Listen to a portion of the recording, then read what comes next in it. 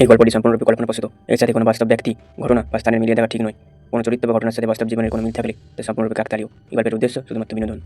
নমস্কার বন্ধুরা, আমি রূপম আর আপনারা শুনছেন রূপম স্টোরি লাইন্স।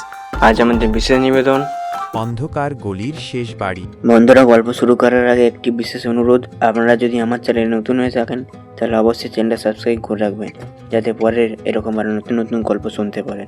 গল্পটা শুরু হচ্ছে, শুনতে থাকুন। আসানসোল শহরের এক প্রান্তে ছিল পুরনো একটা গলি। গলিটার নাম কেউ ঠিকমতো জানত না। লোকেরা শুধু বলতো ওই অন্ধকার গলি। গলির শেষ মাথায় একটা ভাঙাচোরা বাড়ি ছিল। বাড়িটার জানালা সবসময় বন্ধ থাকত, আর রাত হলেই ভেতর থেকে অদ্ভুত শব্দ আসত। কখনো ফিসফিসানি, কখনো যেন কারো কান্না। পাড়ার সবাই বাড়িটাকে এড়িয়ে চলত। কিন্তু ক্লাস 12-এ পড়া অর্ণব এসব ভূতের গল্পে বিশ্বাস করত না। সে সবসময় বলতো সবই মানুষের বানানো কথা। একদিন সন্ধ্যায় অর্ণবের বন্ধু রিজু বলল, তুই যদি এত সাহসী হোস তাহলে আজ রাতে ওই বাড়ির সামনে গিয়ে দাঁড়া। অর্ণব হেসে বলল, দাঁড়াব কেন? দরকার হলে ভেতরেও ঢুকব। বন্ধুরা থমকে গেল। রাত 9টার দিকে অর্ণব একটা টর্চ আর মোবাইল নিয়ে বেরিয়ে পড়ল। আকাশে তখন কালো মেঘ। রাস্তার লাইটগুলোও যেন আধো অন্ধকারে কাঁপছিল। গলিতে ঢুকতেই সে একটা ঠান্ডা হাওয়া অনুভব করল। চারপাশ একদম নিস্তব্ধ, শুধু দূরে কুকুরের ডাক। গলির শেষ বাড়িটার সামনে এসে অর্ণব থামল। দরজাটা আধখোলা ছিল। সে ধীরে ধীরে ভেতরে ঢুকল। ভেতরে ঢুকতেই একটা পচা গন্ধ নাকে এল।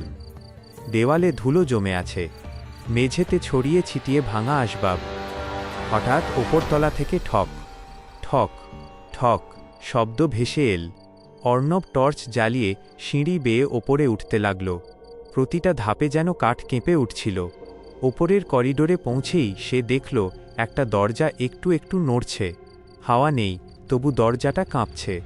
অর্ণব সাহস করে দরজাটা ঠেলে খুলল। ঘরটা সম্পূর্ণ অন্ধকার। টর্চের আলো ফেলতেই সে দেখল ঘরের মাঝখানে একটা পুরনো দোলনা, আর দোলনাটা আস্তে আস্তে দুলছে। কিন্তু সেখানে কেউ নেই। অর্ণবের বুকের ভেতর ধকধক শুরু হলো। হঠাৎ তার মোবাইলের নেটওয়ার্ক চলে গেল। টর্চটাও কয়েক সেকেন্ডের জন্য নিভে গেল। আর তখনই সে শুনতে পেল, তুই এখানে কেন এসেছিস? গলাটা ছিল খুব ধীর, কর্কশ। অর্ণব ঘুরে দাঁড়াল। কেউ নেই। সে দ্রুত ঘর থেকে বেরোতে গেল, কিন্তু দরজাটা নিজে থেকেই বন্ধ হয়ে গেল। ধাম! অর্ণব জোরে দরজায় ধাক্কা মারতে লাগল। হঠাৎ দোলনাটা খুব জোরে দুলতে শুরু করল। দোলনার নিচে যেন কারো ছায়া দেখা গেল, একটা ছোট মেয়ের ছায়া। মেয়েটা ধীরে ধীরে মাথা তুলল। তার চোখ দুটো সম্পূর্ণ কালো, মুখে অদ্ভুত হাসি। অর্ণব ভয়ে পিছিয়ে গেল। মেয়েটা ফিসফিস করে বলল, তুইও কি আমাকে ছেড়ে চলে যাবি? অর্ণব কাঁপা গলায় বলল, কে কে তুমি? মেয়েটা কিছু বলল না। হঠাৎ ঘরের সব জানালা একসাথে খুলে গেল। প্রচণ্ড ঠান্ডা হাওয়া ঢুকল, আর সঙ্গে সঙ্গে টর্চের আলো নিভে গেল। পুরো ঘর অন্ধকার। অর্ণব শুধু শুনতে পেল দোলনার শব্দ, ক্যাচ ক্যাচ। তারপর একদম কানের পাশে একটা গলা, পেছনে তাকাস না। অর্ণব জমে গেল, কিন্তু ভয়ের চোটে সে পিছনে তাকিয়েই ফেলল। আর যা দেখল সেটা দেখে তার গলা শুকিয়ে গেল। মেয়েটা ঠিক তার পিছনে দাঁড়িয়ে, তার মুখে রক্তের দাগ, চোখ দুটো অস্বাভাবিক বড়, আর ঠোঁটের কোণে ভয়ঙ্কর হাসি। অর্ণব চিৎকার করে দরজায় ধাক্কা মারল। এইবার দরজাটা খুলে গেল। সে দৌড়ে সিঁড়ি বেয়ে নিচে নেমে এল। কিন্তু নিচে এসে সে থমকে গেল, কারণ বাড়ির মূল দরজাটা আর নেই। সেখানে শুধু ইটের দেওয়াল। অর্ণব হাঁপাতে লাগল। চারপাশে তখন শুধু ফিসফিস শব্দ, থেকে যা, থেকে যা। হঠাৎ ওপরতলা থেকে ছোট্ট মেয়েটার হাসি ভেসে এল, হি হি হি। অর্ণব মরিয়া হয়ে দেওয়ালে ধাক্কা মারতে লাগল। ঠিক তখনই তার ফোনে আলো জ্বলে উঠল। স্ক্রিনে একটা পুরনো ছবি দেখা গেল। ছবিতে এই বাড়িটাই, আর সামনে দাঁড়িয়ে আছে সেই ছোট্ট মেয়েটা। ছবির নিচে লেখা, মীরা, নিখোঁজ 2003। অর্ণবের হাত কাঁপতে লাগল। হঠাৎ ফোনের স্ক্রিনে নতুন একটা লেখা ফুটে উঠল, আমাকে খুঁজে বের করো। তারপর পুরো বাড়িটা কাঁপতে শুরু করল। দেওয়াল থেকে ধুলো পড়ছে। দূরে কোথাও একটা বাচ্চা মেয়ের কান্না শোনা যাচ্ছে। অর্ণব বুঝতে পারল এই বাড়ির মধ্যে কোনো ভয়ঙ্কর রহস্য লুকিয়ে আছে। সে সাহস করে আবার ওপরে উঠল। এইবার করিডোরের শেষ ঘর থেকে কান্নার শব্দ আসছিল। দরজাটা খুলতেই সে দেখল মেঝের এক কোণে পুরনো কাঠের বাক্স। বাক্সটা খুলতেই ভিতরে পেল কিছু পুরনো খেলনা আর একটা ডায়েরিতে লেখা ছিল, বাবা আমাকে এই ঘরে বন্ধ করে রেখেছে, আমি খুব ভয় পাচ্ছি। শেষ পাতায় শুধু একটাই লাইন, মা আমাকে বাঁচাও। অর্ণবের শরীর ঠান্ডা হয়ে গেল।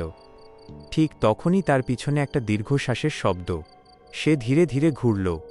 মীরার আত্মা দাঁড়িয়ে আছে, কিন্তু এবার তার চোখে রাগ নয়, কষ্ট।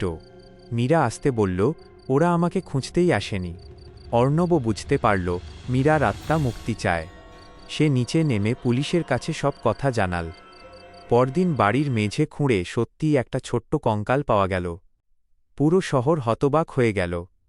বহু বছর আগে হারিয়ে যাওয়া মীরার রহস্য অবশেষে প্রকাশ পেল। তারপর সেই বাড়িটা ভেঙে ফেলা হয়, কিন্তু আজও লোকেরা বলে রাত গভীর হলে ওই গলির শেষ মাথায় একটা ছোট মেয়েকে দাঁড়িয়ে থাকতে দেখা যায়। সে শুধু ফিসফিস করে বলে, আমাকে ভুলে যেও না। বন্ধুরা, শেষ হলো আজকের গল্পটা আপনাদের কেমন লাগলো অবশ্যই কমেন্টে জানাবেন। যদি ভালো লাগে অবশ্যই ভিডিওটা লাইক করবেন, আর আমাদের চ্যানেলে নতুন না থাকলে অবশ্যই চ্যানেলটা সাবস্ক্রাইব করে রাখবেন এরকম আরও নতুন নতুন গল্প শোনার জন্য। আজকের মতো এখানেই রাখছি। পরের দিন দেখা যাচ্ছে একটা ধামাকাদার নতুন গল্পের সাথে। ততক্ষণের জন্য সবাই সুস্থ থাকবেন, ভালো থাকবেন, আর অবশ্যই রূপমের স্টোরি লাইন শুনতে থাকুন। ধন্যবাদ।